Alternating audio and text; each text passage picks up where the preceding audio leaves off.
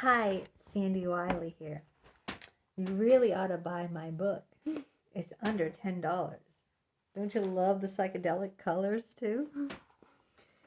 When Therapy Feels, Mishandling the Transference. It's about how all these messed up shrinks that I went to just couldn't handle me. I guess I'm too much of a woman for them. Let me just read you a couple of pages to see if you might be interested in it. I went to Bertucci's, our usual Saturday night haunt. We were eating dinner when suddenly Dr. Radab and his date walked through the door. That was my psychologist, one of them at the time. I had already bought the Hammerhead shock I was going to give him on Wednesday's session. It was in my pocketbook.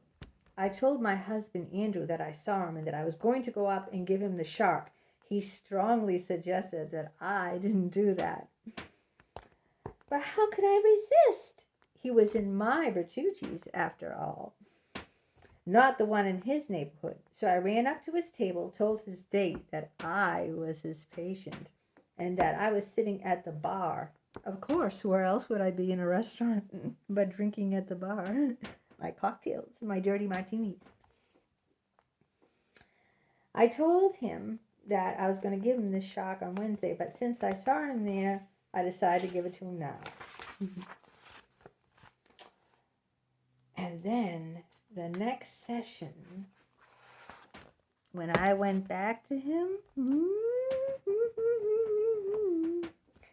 the next session when I walked into Radab's office, it was clear something was terribly wrong.